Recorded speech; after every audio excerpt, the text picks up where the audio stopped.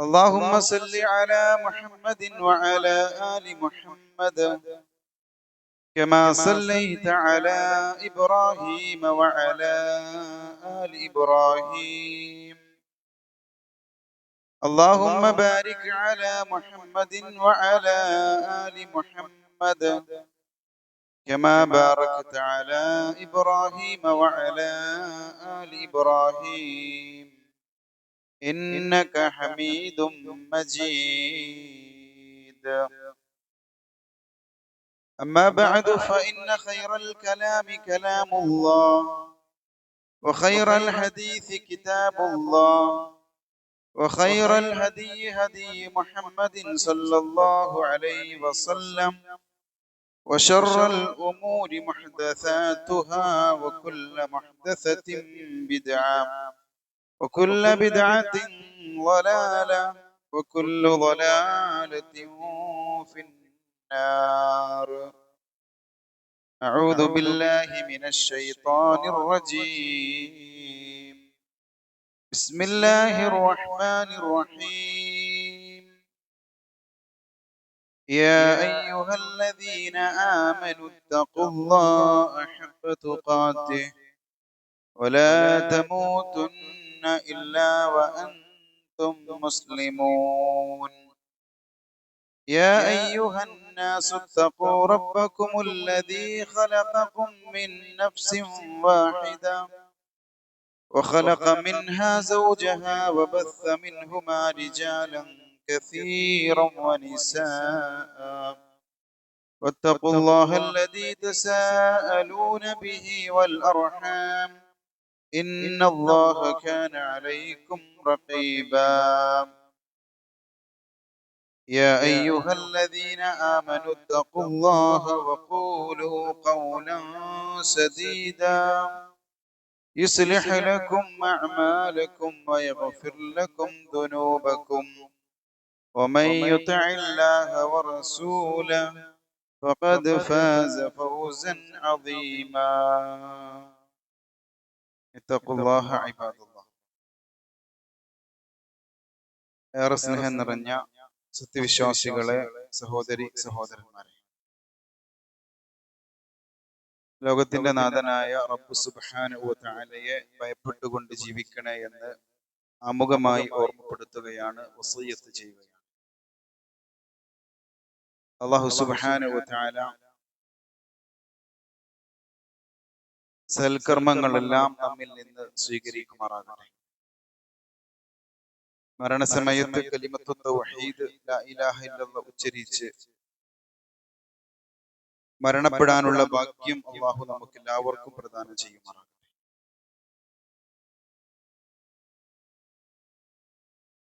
ചരിത്രത്തിൽ അറിയപ്പെട്ട സ്വഹാബിയാണ് മഹാനായ അബൂദർറുൽ ഗഫാരി റളിയല്ലാഹു അൻഹു. ഗഫാർ ഗോത്രത്തിൽ ജനിച്ച ഇദ്ദേഹം ഇസ്ലാമിലേക്ക് കടന്നു വരുന്നതിന് മുമ്പ്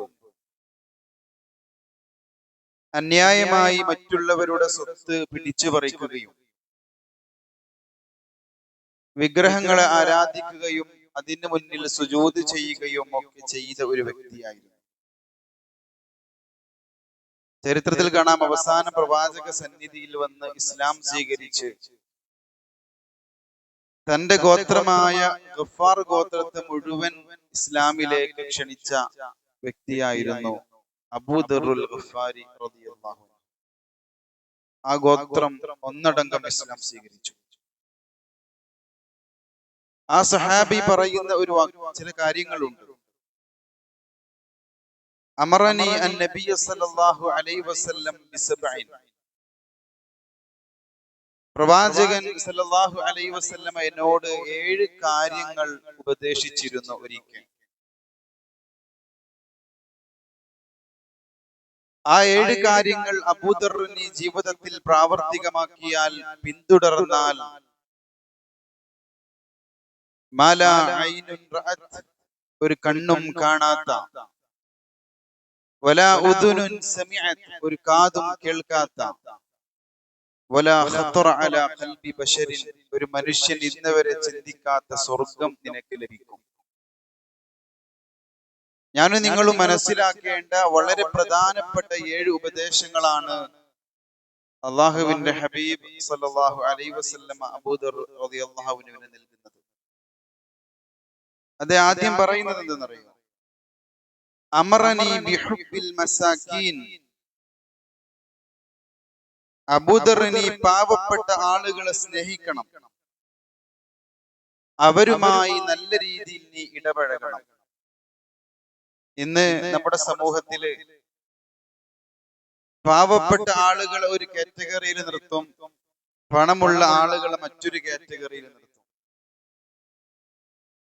ഒരു കല്യാണം പറയുമ്പോൾ ചില ആളുകൾ പാവപ്പെട്ടവരെ ഒഴിവാക്കും, ചില പ്രോഗ്രാമുകളിൽ നിന്ന് പാവപ്പെട്ടവരെ മാറ്റി നിർത്തും. അവർക്കിടയിൽ ഒരു വിവേചനം കൽപ്പിക്കുന്ന ആളുകളുണ്ട്. അതായത് പാവപ്പെട്ട ആളുകളെ തീരെ പരിഗണിക്കാത്തവർ. പ്രവാചകൻ പറയാണ്, ഞാൻ സ്വർഗത്തിലേക്ക് ഒത്തി നോക്കി,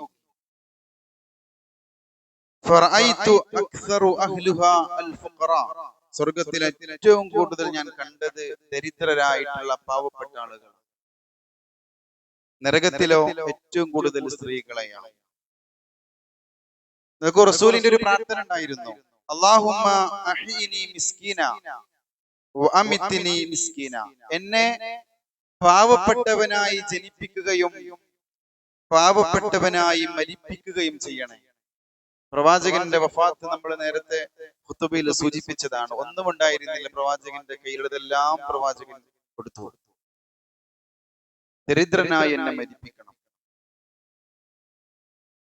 ഇസ്ലാമിലെ ഏറ്റവും നല്ല കാര്യം ഏതെന്ന് ചോദിച്ചപ്പോൾ ആദ്യം പ്രവാചകൻ പറഞ്ഞത് നീ പാവപ്പെട്ട ആളുകൾക്ക് ഭക്ഷണം കൊടുക്കുക.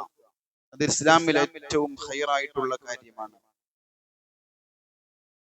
നരകത്തിന്റെ ഒരു കവാടമായ സഖറിലേക്ക് പ്രവേശിച്ച ആളുകളോട് നിങ്ങൾ എന്തിനാണ് ഇതിലേക്ക് പ്രവേശിച്ചതെന്ന് ചോദിക്കുമ്പോ സ്വർഗവാസികൾക്ക് ഉത്തരമായി നരകത്തിലുള്ള ആളുകൾ പറയുന്ന ചില കാര്യങ്ങളുണ്ട്.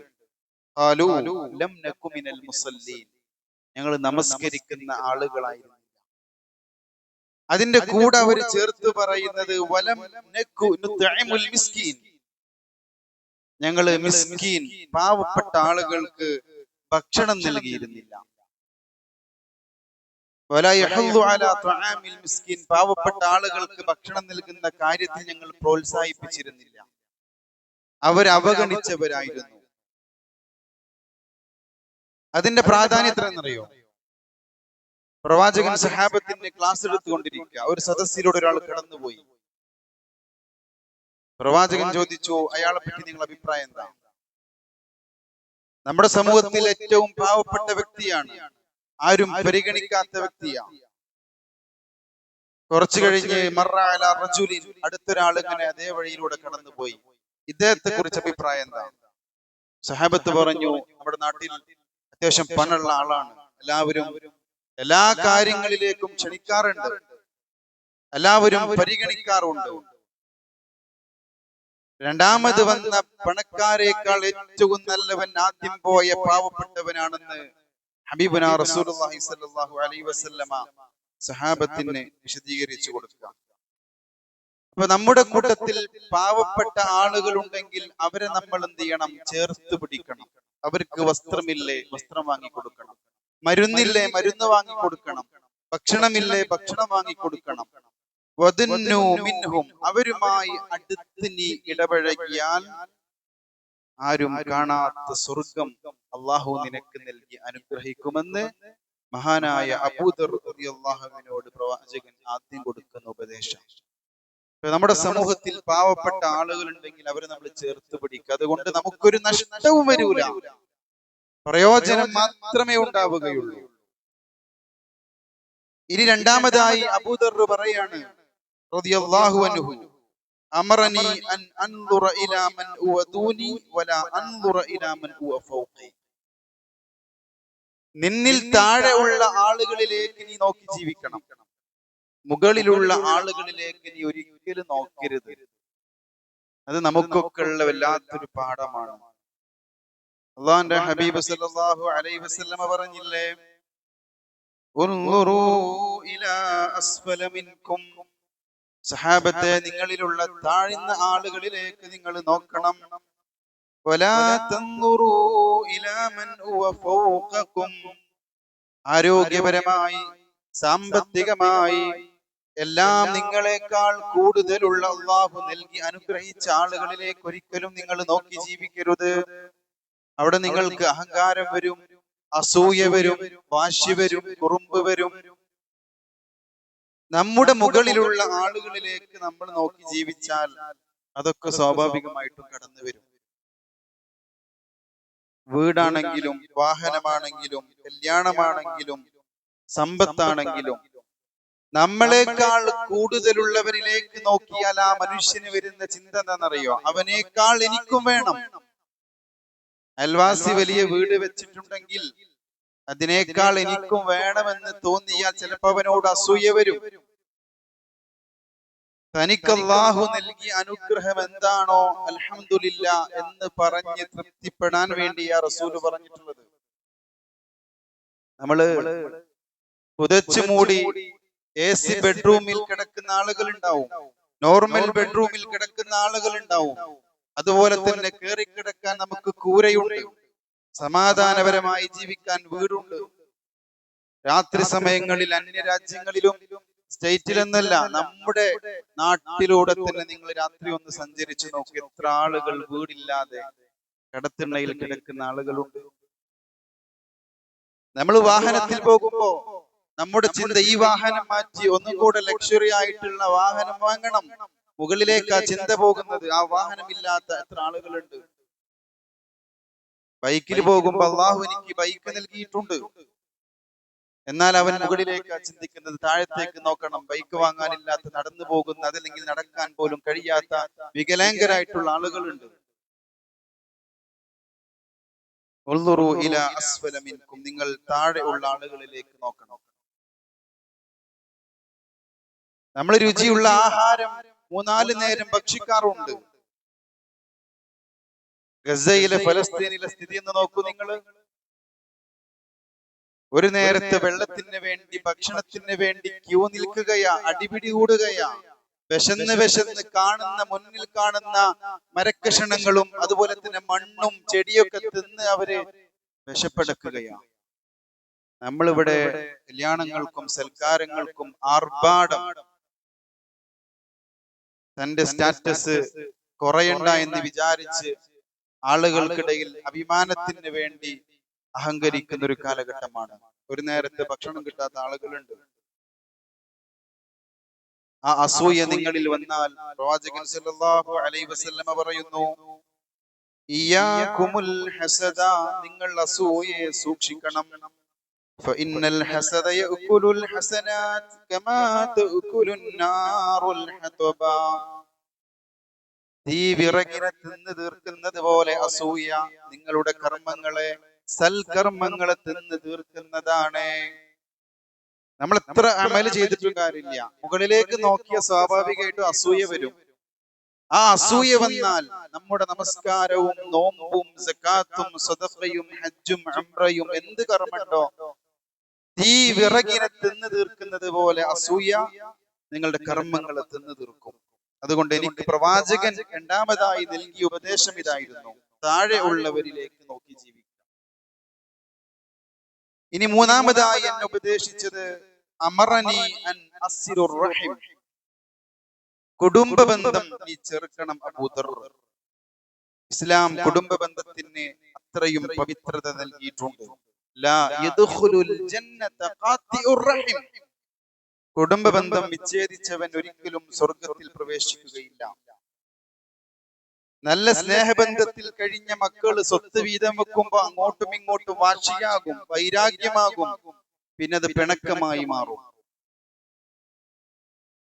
നോക്കൂ, പ്രവാചകൻ സല്ലല്ലാഹു അലൈഹി വസല്ലം പറയാണ്, മാ സാല ജിബ്രീൽ അലൈഹിസ്സലാം യൂസീനി ബിൽ ജാരി ഹത്താ വനൻതു അന്നഹു സയൂരിസു. അയൽവാസിക്ക് അനന്തര സ്വത്ത് കൊടുക്കേണ്ടി വരുമോ എന്ന് ഞാൻ ഭയപ്പെടുമാറ് പ്രവാചകൻ എന്നെ ഉപദേശിച്ചു കൊണ്ടിരുന്നു. അവരെ സ്നേഹിക്കണം, അവരോട് നല്ല നിലയിൽ പെരുമാറണം എന്നതിനെ കുറിച്ച് പറയാൻ. അയൽപക്ക ബന്ധങ്ങളുണ്ടോ? നമ്മുടെ വീടിനും അയൽവാസിയുടെ വീടിനും ഇടയിൽ ഒരു മതില് വന്നാൽ അവിടെ താമസിക്കുന്നത് ആരെന്ന് പോലും അറിയില്ല. ഇനി അറിഞ്ഞാൽ തന്നെ അവിടേക്കൊന്ന് പോയി നോക്കൂല. പരസ്പരമുള്ള ബന്ധങ്ങളില്ല. ആ ബന്ധങ്ങളുടെ പ്രാധാന്യമോ പവിത്രതയോ ഇന്നത്തെ തലമുറക്ക് അറിയില്ല. ഒരാൾ വിശ്വാസിയാകുകയില്ല എന്ന് പ്രവാചകൻ 3 തവണ പറഞ്ഞു. ആരെന്നറിയോ? അയൽവാസിയെ ഉപദ്രവിച്ചവൻ. ഒരു സ്ത്രീയെ കുറിച്ച് പ്രവാചകൻ പറഞ്ഞില്ലേ, ഇന്ന ഫുലാന തുക്സറു മിൻ സ്വലാത്തിഹാ വസദഖതിഹാ വസിയാമിഹാ.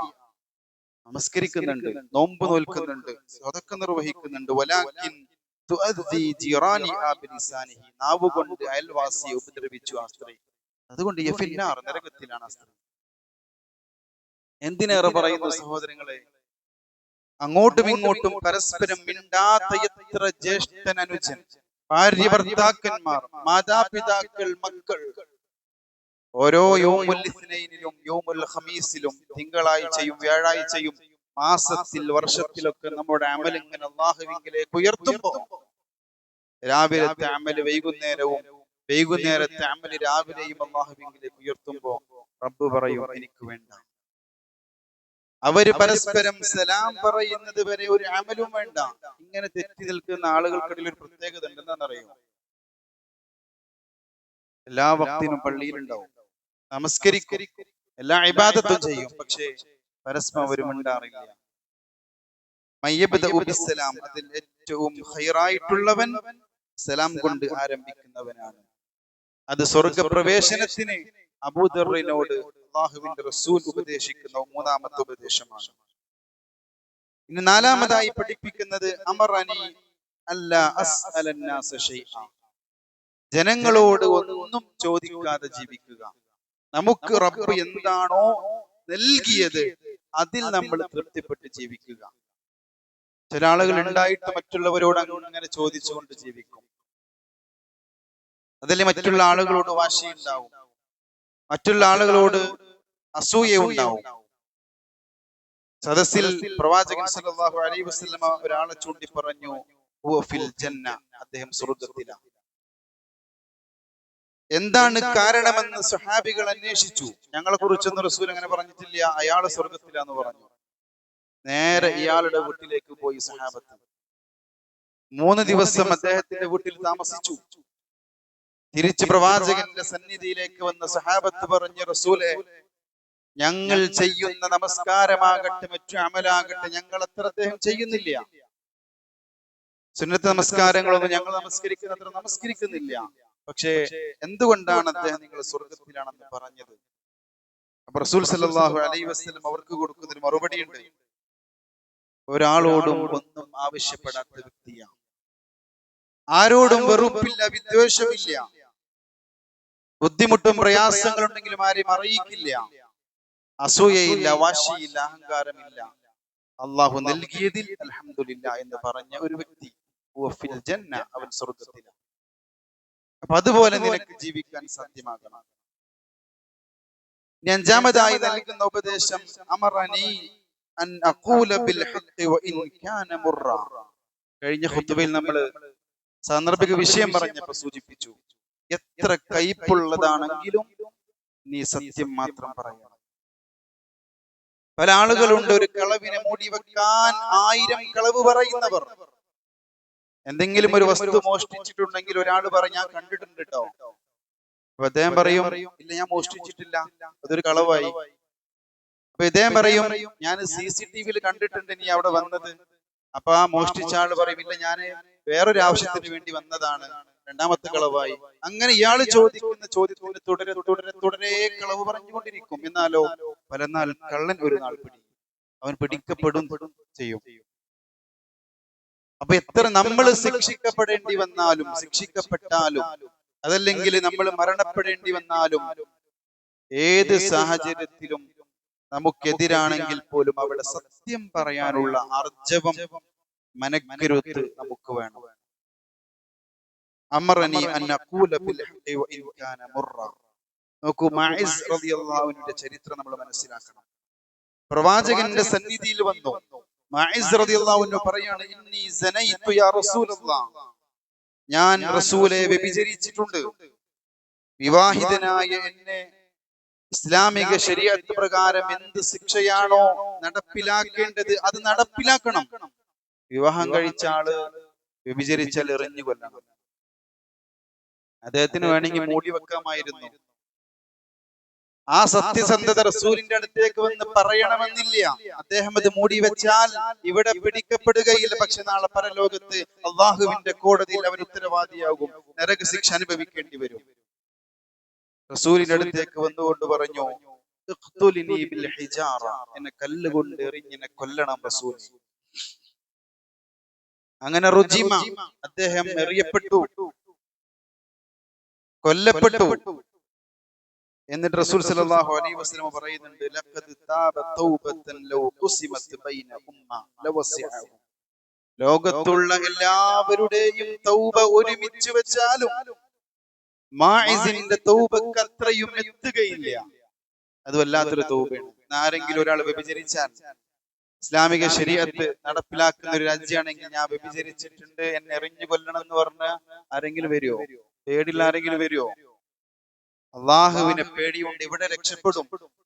പക്ഷേ ആ ഖബറിലേക്ക് വെക്കുന്നതോട് കൂടിയിട്ട് അവന് ശിക്ഷ ആസ്വദിക്കൽ തുടങ്ങും. ആ പേടിയുള്ളത് കൊണ്ട് താൻ ചെയ്ത കുറ്റം റസൂലിന്റെ മുന്നിൽ ഏറ്റുപറഞ്ഞു, ആ സത്യം വെളിപ്പെടുത്തി. അതാ നേരത്തെ പറഞ്ഞു, സത്യം പറയുമ്പോ ചിലപ്പോ നമ്മൾ കൊല്ലപ്പെടും, ചിലപ്പോ ജയിലിൽ പോകേണ്ടി വരും, ആക്രമിക്കപ്പെടും. പക്ഷെ അവിടെ നമുക്കെതിരാണെങ്കിൽ പോലും സത്യം പറയണം. അദ്ദേഹം മരണപ്പെട്ടതിന് ശേഷം കുറച്ച് ആളുകൾ പറഞ്ഞു, അദ്ദേഹം തൗബ ചെയ്ത് മരിച്ചുപോയി, പക്ഷേ അദ്ദേഹം മ്ലേച്ഛനാണെന്ന് അങ്ങനെ ഒരു സംസാരം വന്നു. അങ്ങനെയുള്ള വ്യഭിചരിച്ച ആൾ. റസൂൽ സല്ലല്ലാഹു അലൈഹി വസല്ലം പറഞ്ഞു, ലാ തഖൂലു ഫീഹി ഖബീസ്, അദ്ദേഹത്തെ കുറിച്ച് നിങ്ങൾ മ്ലേച്ഛനാണെന്ന് പറയരുത്. ലൗ അത്യബ ഇൻദല്ലാഹി മിനൽ മിസ്ക്, അല്ലാഹുവിന്റെ അടുക്കൽ കസ്തൂരിയെ പോലെയാണ്, അതിനേക്കാൾ സുഗന്ധപൂരിതനാണ് അദ്ദേഹം. വലാ തഖൂലുൽ ഖബീസ്, ഖബീസ് എന്ന് പറയരുത്. ചരിത്രത്തിൽ അറിയപ്പെട്ട സഹാബി മാഇസ് റളിയല്ലാഹു അൻഹുവിന്റെ തൗബ ലോകത്തുള്ള മുഴുവൻ അന്ന് ജീവിച്ച, മരണപ്പെട്ടു പോയ, ഇപ്പൊ ജീവിച്ചുകൊണ്ടിരിക്കുന്ന, ജീവിക്കാനിരിക്കുന്ന മുഴുവൻ ജനങ്ങളുടെയും തൗബ വെച്ചാൽ പോലും അതിനടുത്തെത്തുകയില്ല. ഇതാണ് അഞ്ചാമതായി റസൂൽ സല്ലല്ലാഹു അലൈഹി വസല്ലമ അബൂദറിന് നൽകുന്ന നിർദ്ദേശങ്ങൾ. ഇതൊക്കെ നമ്മുടെ ജീവിതത്തിൽ പ്രാവർത്തികമാക്കി മുന്നോട്ട് പോകുക. അല്ലാഹു അനുഗ്രഹിക്കുമാറാകട്ടെ. റസൂൽ സല്ലല്ലാഹു അലൈഹി വസല്ലമ നൽകുന്ന സ്വർഗപ്രവേശനത്തിന് കാരണമാകുന്ന 7 നിർദ്ദേശങ്ങളിൽ 5 നിർദ്ദേശങ്ങൾ നമ്മൾ മനസ്സിലാക്കി. ഇനി 6ാമതായി പഠിപ്പിച്ചു കൊടുക്കുകയാണ്, അമറനി അല്ല അഖാഫ ഫില്ലാഹി ലൗമത ലാഇം. അള്ളാഹുവിന്റെ മാർഗത്തിൽ ആക്ഷേപകരുടെ ആക്ഷേപം ഭയപ്പെടാതെ നീ മുന്നോട്ട് പോകണം. അതായത് അള്ളാഹുവും റസൂലും പറഞ്ഞ കാര്യങ്ങൾക്കനുസൃതമായി ജീവിതം നമ്മൾ മുന്നോട്ട് കൊണ്ടുപോവാണ്. ഇപ്പൊ ഒരുപാട് ആക്ഷേപങ്ങൾ വരും. അവൻ മുജാഹിദാണ്, സലഫിയാണ്, അവൻ ചെയ്യുന്ന കാര്യങ്ങളൊന്നും ശരിയല്ല, അതല്ലെങ്കിൽ അവനെതിരെ ഒരുപാട് ആക്ഷേപങ്ങളും തെറിയൊക്കെ വന്നുകൊണ്ടിരിക്കും. പുത്തൻവാദികളാണ്, പ്രവാചകനും അള്ളാഹുവും പഠിപ്പിച്ച കാര്യങ്ങൾക്കെതിരെ പ്രവർത്തിക്കുന്നവനാണ്, ആ ആദർശമാണ് അവന് പ്രബോധനം ചെയ്യുന്നത് എന്നൊക്കെ പറയും. ഇങ്ങനെ ആര് വന്നാലും ലാ യഖാഫൂന ലൗമത ലാഇം, ആക്ഷേപകരുടെ ആക്ഷേപം ഭയപ്പെടാതെ മുന്നോട്ട് പോകുന്നവനാണ് വിശ്വാസം. ഖുർആൻ പറഞ്ഞത് എന്താണെന്നറിയോ? ഖുർആൻ പറഞ്ഞ ആയത്ത് ലാ യഖാഫൂന ലൗമത ലാഇം, പ്രവാചകന്മാരെ പറ്റി പറഞ്ഞത്. ഓരോ പ്രവാചകന്മാർ വന്ന് ദഅവത്ത് നടത്തിയപ്പോഴും എല്ലാവരും ആക്ഷേപിച്ചു. ആ പ്രവാചകന്മാരെ കുറിച്ച് റബ്ബ് പറയാ, ആ ആക്ഷേപകരുടെ ആക്ഷേപം ഭയപ്പെടാതെ പ്രവാചകന്മാർ മുന്നോട്ട് പോയത്. അതുപോലെ പോകാൻ നമ്മളെ കൊണ്ട് സാധ്യമാകണം. ഇന്നല്ലദീന ഖാലു റബ്ബുനല്ലാഹ്, ഒരു കൂട്ടം ആളുകളുണ്ട്, അവരുടെ പ്രത്യേകത റബ്ബുനല്ലാഹ്, ഞങ്ങളുടെ റബ്ബ് അല്ലാഹുവാണെന്ന് പറഞ്ഞ ആളുകളാണ്. സുമ്മസ്തഖാമു, പിന്നെ അതിൽ അടിയുറച്ചു നിൽക്കുന്ന ആളുകൾ, തെന്നി മാറൂല. ഒരാൾ ആക്ഷേപിച്ചു, വഴിയിലൂടെ നടക്കാൻ പോണില്ല, സലഫി പള്ളിയിലേക്ക്, മുജാഹിദ് പള്ളിയിലേക്ക് നമസ്കരിക്കാൻ പോകും, മറ്റാൾ കാണും, അല്ലെങ്കിൽ മറ്റുള്ള ആളുകൾ കളിയാക്കും, ആ ആക്ഷേപമൊക്കെ ഭയപ്പെടാതെ നമ്മൾ മുന്നോട്ട് പോകണം. നമ്മുടെ ആദർശം ശരിയാണെങ്കിൽ, ഉറപ്പുണ്ടെങ്കിൽ, അതാണ് സുമ്മസ്തഖാമു, അതിൽ അടിയുറച്ചു നിൽക്കണം. ആരും കളിയാക്കിക്കോട്ടെ, ആരെന്തും പറഞ്ഞോട്ടെ, അടിയുറച്ചു നിൽക്കാനുള്ള ആ ഒരു മനക്കരുത്ത് നമുക്ക് വേണം. അങ്ങനെയുള്ള ആളുകളുടെ പ്രത്യേകത എന്താണെന്നറിയോ? തനസ്സലു അലൈഹിമുൽ മലായിക, അല്ലാഹുവിന്റെ മലായികത്തുകൾ ഇറങ്ങും. അല്ലാ തഖാഫു വലാ തഹ്സനു, ആരുല്ല, മലക്കുകൾ പറയാണ്, നിങ്ങൾ ദുഃഖിക്കണ്ട, നിങ്ങൾ പേടിക്കണ്ട, വിഷമിക്കണ്ട. വഅബ്ശിറൂ ബിൽ ജന്നത്തില്ലതി കുൻതും തുഅദൂൻ, നിങ്ങൾക്ക് സ്വർഗ്ഗം വാഗ്ദാനം ചെയ്യപ്പെട്ടിരിക്കുന്നു. സ്വർഗ്ഗം വാഗ്ദാനം ചെയ്യപ്പെടണമെങ്കിൽ അത് കുറച്ച് പണിയുള്ള കാര്യമാണ്. മറ്റുള്ളവരുടെ ആക്ഷേപം ഭയന്നുകൊണ്ട് എത്ര ആളുകളാണെന്നറിയോ ഇപ്പൊ ഉള്ള വിശ്വാസത്തിൽ അങ്ങനെ ജീവിക്കും. സത്യം മനസ്സിലായിട്ടും അതിലോട്ട് മാറാത്തത് എന്താണെന്നറിയോ? മറ്റുള്ള ആളുകൾ എന്തെങ്കിലും പറയുമല്ലോ, എനിക്ക് ആക്ഷേപം വരുമല്ലോ, അയാളിൽ നിന്ന് പുറത്താക്കുമല്ലോ എന്ന് പേടിയുള്ളത് കൊണ്ടാണ്. പക്ഷേ പ്രവാചകന്മാർ അടിയുറച്ച് നിന്നതുപോലെ നമുക്ക് നിൽക്കാൻ സാധിക്കണം. ഇബ്രാഹിം നബി അലൈഹി ഇസ്ലാമിനെ തീയിലേക്ക് ഇടുന്നതിന് മുമ്പ് പിന്മാറാമായിരുന്നു. ഈ തൗഹീദ് പ്രബോധനം ഞാൻ അവസാനിപ്പിക്കുക, അങ്ങനെ പറഞ്ഞോ? ഇല്ല. മൂസാ നബി അലൈഹി ഇസ്ലാമിനെ സമുദ്രത്തിന്റെ മുന്നിൽ വെച്ച് ഫിർഔൻ പിടിച്ചപ്പോ കടലിൽ വടികൊണ്ടടിക്കുന്നതിന് മുമ്പ് ഫിറൗനിന്റെ ഭാഗത്തേക്ക് ഒന്ന് രക്ഷപ്പെടായിരുന്നു, ചെയ്തോ? ഇല്ല. മൂസാ നബി അലൈഹി ഇസ്ലാമിന്റെ വടി നിലത്തിട്ടപ്പോ പാമ്പായി. ഫിറൗനിന്റെ മജീഷ്യന്മാർ ഇട്ട പാമ്പുകളൊക്കെ വിഴുങ്ങി. അത്ഭുതം കണ്ട് ഫിറൗനിന്റെ മജീഷ്യന്മാരൊക്കെ ഇസ്ലാം സ്വീകരിച്ചു. ഫിറൗൻ ചെയ്തത് ഓരോരുത്തരെ കൊണ്ടുവന്നു. വലത് കൈയാണെങ്കിൽ ഇടത് കാൽ, ഇടത് കൈയാണെങ്കിൽ വലത് കാൽ വ്യത്യസ്തമായി ഛേദിച്ചു. അടുത്ത ആളോട് പറഞ്ഞു, എന്റെ ഭാഗത്തേക്ക് തിരിച്ചു വന്നിട്ടില്ലെങ്കിൽ ഇതുപോലെ ചെയ്യും. അവരിങ്ങനെ നിർത്തിയിട്ട് ഓരോരുത്തരും ചെയ്തു. എനിക്ക് ഈ ശിക്ഷ ലഭിക്കാതിരിക്കാൻ ഞാൻ ഫിർഔനിന്റെ ഭാഗത്തേക്ക് എന്നെ പോയാലോ എന്ന് അവർക്ക് വിചാരിച്ചാൽ മതിയായിരുന്നു. പക്ഷെ അതാണ് ഇസ്തിഖാമത്ത്, അടിയുറച്ച വിശ്വാസം എന്ന് പറയുന്നത്. ആ വിശ്വാസമാണ് ദീനിന്റെ കാര്യത്തിൽ നമുക്ക് വേണ്ടത്. അവസാനമായി സഹോദരങ്ങളെ, അബൂദർ റളിയല്ലാഹു അൻഹു കൊടുക്കുന്ന ഉപദേശം എന്താണെന്നറിയോ? അമറനി അൻ അക്സറ മിൻ ഖൗൽ ലാ ഹൗല വലാ ഖുവത, ലാ ഹൗല വലാ ഖുവത ഇല്ലാ ബില്ലാ എന്ന് പറയുന്ന ദിക്ർ നീ അധികരിപ്പിക്കണം. അതെന്താ അങ്ങനെ പറയാൻ കാരണം? ഈ 7 ഉപദേശങ്ങളൊക്കെ പ്രധാനപ്പെട്ടതാട്ടോ. നമുക്ക് സാമൂഹികമായിട്ടൊക്കെ ഉള്ള കുറെ കാര്യങ്ങൾ അതിലുണ്ടായിരുന്നു. ലാസ്റ്റ് ഒരു ദിക്റിനെ കുറിച്ചാണ് പറഞ്ഞത്. അതെന്താ ഇത്ര പ്രാധാന്യം? റസൂൽ സല്ലല്ലാഹു അലൈഹി വസല്ലം പറയുന്നുണ്ട്, അലാ ഉഖ്ബിറുക്കും കൻസും മിൻ കുനൂസിൽ ജന്ന, സഹാബത്തെ, സ്വർഗ്ഗത്തിൽപ്പെട്ട ഒരു നിധിയെ കുറിച്ച് നിങ്ങൾക്ക് ഞാൻ പറഞ്ഞു തരട്ടെയോ? സ്വർഗത്തിൽ ഒരുപാട് നിധികളുണ്ട്, കുനൂസുകളുണ്ട്, അതിൽപ്പെട്ട ഒരു കൻസിനെ കുറിച്ച് പറഞ്ഞു തരട്ടെയോ? അതേ റസൂലെ, പറഞ്ഞു തരൂ. പ്രവാചകൻ പറഞ്ഞു, ലാ ഹൗല വലാ ഖുവത ഇല്ലാ ബില്ലാ കൻസും മിൻ കുനൂസിൽ ജന്ന. ലാ ഹൗല വലാ ഖുവത ഇല്ലാ ബില്ലാ എന്നുള്ളത് സ്വർഗത്തിലെ നിധികളിൽപ്പെട്ട ഒരു നിധിയാണ്. എത്ര സമയമുണ്ട്? നമ്മൾ ഒരു ദിവസം എത്ര പ്രാവശ്യം പറയാറുണ്ട്? ഇന്ന് ഒരു തവണ പറഞ്ഞവരുണ്ടോ? സുബ്ഹാനല്ലാഹ് വൽഹംദുലില്ലാഹ് തംലഉ ഔ തംലആനി മാ ബൈന അസ്സമാഇ വൽ അർദ്. ഈ 2 ദിക്റുണ്ടല്ലോ, ആകാശഭൂമികൾക്ക് എത്ര വിസ്തൃതിയുണ്ടോ അത് നിറക്കാൻ കാരണമാണ്.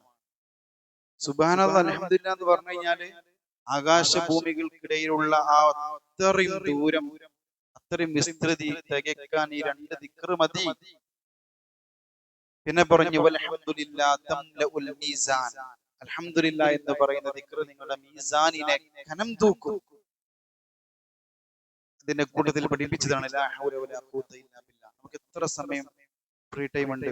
നമസ്കാര ശേഷം, വീട്ടിൽ വെറുതെ ഇരിക്കുന്ന സമയത്ത്, യാത്ര ചെയ്യുന്ന സമയത്ത് നമ്മൾ പറയേണ്ടത് സുബ്ഹാനല്ലാഹ് വൽഹംദുലില്ലാഹ് വലാ ഇലാഹ ഇല്ലല്ലാഹ് വല്ലാഹു അക്ബർ വലാ ഹൗല വലാ ഖുവത ഇല്ലാ ബില്ലാഹ്. 5 ദിക്റേ ഉള്ളൂ. ഒക്കെ വാഗുട്ടിയാണ് പറഞ്ഞാൽ മതി. തുടർച്ചയായിട്ട് എത്ര പ്രതിഫലം അല്ലാഹു നമുക്ക് നൽകുന്നറിയും. നമ്മൾ വിചാരിക്കാത്ത രൂപത്തിലായിരിക്കും നമ്മുടെ തുലാസുകൾ കനം തൂങ്ങുക, ഹസനാത്തുകൾ കൊണ്ട് കനം തൂങ്ങുക. അപ്പൊ ഈ 7 ഉപദേശം വെറുതെ കൊടുത്തതല്ല. ഗഫാർ ഗോത്രത്തെ മുഴുവൻ ഇസ്ലാമിലേക്ക് ക്ഷണിച്ച, സ്വന്തമായി അദ്ദേഹം ഇസ്ലാം സ്വീകരിച്ചതിന് ശേഷം തന്റെ ഗോത്രത്തോട് കൂടി പോയി ദഅവത്ത് നടത്തി ആ ഗോത്രത്തെ മുഴുവൻ ഇസ്ലാമിലേക്ക് ക്ഷണിച്ച വ്യക്തിയാണ് അബൂദർ. ഇസ്ലാം സ്വീകരിച്ചതിന് ശേഷം ഒരിക്കൽ അള്ളാഹുവിന്റെ റസൂൽ സല്ലല്ലാഹു അലൈഹി വസല്ലം സന്നിധിയിലേക്ക് വിളിച്ചു വരുത്തി കൊടുക്കുന്ന ഉപദേശ നിർദ്ദേശങ്ങളായി ഈ ഉപദേശങ്ങൾ എന്ന് പറയുന്നത് അത്രയും പ്രാധാന്യമുള്ള ഈ ഉപദേശങ്ങൾ നമ്മുടെ ജീവിതത്തിൽ നമ്മൾ പ്രാവർത്തികമാക്കുക. അള്ളാഹു സുബ്ഹാനഹു വ തആല അനുഗ്രഹിക്കുമാറാകട്ടെ. നമ്മിൽ നിന്ന് വന്നുപോയ ചെറുതും വലുതുമായ രഹസ്യവും പരസ്യവുമായ തെറ്റുകുറ്റങ്ങൾ അള്ളാഹു നമുക്ക് വിട്ടുപുറത്ത് മാപ്പാക്കി തരുമാറാകട്ടെ. നമ്മുടെ ജീവിതത്തിൽ ചെയ്ത എല്ലാ ഹസനാത്തുകളും അള്ളാഹു നമ്മിൽ നിന്ന് ഖബൂൽ ചെയ്യുമാറാകട്ടെ. റബ്ബിന്റെ പ്രീതി ഉദ്ദേശിച്ചുകൊണ്ട് നിർവഹിക്കുന്ന കർമ്മങ്ങൾ അള്ളാഹു നമ്മിൽ നിന്ന് ഖബൂൽ ചെയ്യുമാറാകട്ടെ. ഖബർ ശിക്ഷയിൽ നിന്നും നരക ശിക്ഷയിൽ നിന്നും അള്ളാഹു നമ്മെ കാത്തുരക്ഷിക്കുമാറാകട്ടെ. തഖ്വയിൽ അധിഷ്ഠിതമായ തൗഹീദിൽ അധിഷ്ഠിതമായ ജീവിതം നയിക്കാനുള്ള ഇസ്തിഖാമത്തോടുകൂടി ജീവിതം നയിക്കാനുള്ള സൗഭാഗ്യം അള്ളാഹു നമുക്ക് പ്രദാനം ചെയ്യുമാറാകട്ടെ. മരണസമയത്ത് കലിമത്തു തൗഹീദ് ലാ ഇലാഹ ഇല്ലല്ലാഹ് ഉച്ചരിച്ച് മരണപ്പെടാനുള്ള ഭാഗ്യം അള്ളാഹു നമുക്ക്. നമ്മിൽ ഒരുപാട് രോഗികളുണ്ട്. അള്ളാഹു അവർക്ക് അവരുടെ രോഗത്തിന് പരിപൂർണ ശമനം നൽകുമാറാകട്ടെ. കടം കൊണ്ട് പ്രയാസപ്പെടുന്നവരുണ്ട്. അള്ളാഹു അവരുടെ കടം ദൂരീകരിച്ചു കൊടുക്കുമാറാകട്ടെ. നമ്മുടെ സുഹൃത്തുക്കളിൽ നിന്ന്, നാട്ടുകാരിൽ നിന്ന്, ബന്ധുമിത്രാദികളിൽ നിന്ന് ഒരുപാട് പേര് മരണപ്പെട്ടു പോയിട്ടുണ്ട്. അള്ളാഹു അവർക്ക് റഹ്മത്തും മഗ്ഫിറത്തും പ്രദാനം ചെയ്യുമാറാകട്ടെ. അവരെയും നമ്മയും അള്ളാഹു ജന്നാത്തുൽ ഫിർദൗസുൽ അഅലയിൽ ഒരുമിച്ച് കൂട്ടി അനുഗ്രഹിക്കുമാറാകട്ടെ. അല്ലാഹുമ്മ ഗ്ഫിർ ലിൽ മുഅ്മിനീന വൽ മുഅ്മിനാത്ത് വൽ മുസ്ലിമീന വൽ മുസ്ലിമാത്ത് വൽ അഹ്യാഇ മിൻഹും വൽ അംവാത്ത് ഇന്നക മുജീബുദ് ദഅവാതി വയാ ഖാദിയൽ ഹാജാത്ത്. اللهم أعز الإسلام والمسلمين وأذل الشرك والمشركين. اللهم يا مقلب القلوب ثبت قلوبنا على دينك. اللهم ادخلنا الجنة. اللهم أجرنا وأجر والدينا من النار. ربنا اصرف عنا عذاب جهنم إن عذابها كان غراما إنها ساءت مستقرا ومقاما. ربنا هب لنا من أزواجنا وذرياتنا قرة أعين واجعلنا للمتقين إماما. ربنا آتنا في الدنيا حسنة وفي الآخرة حسنة وقنا عذاب النار.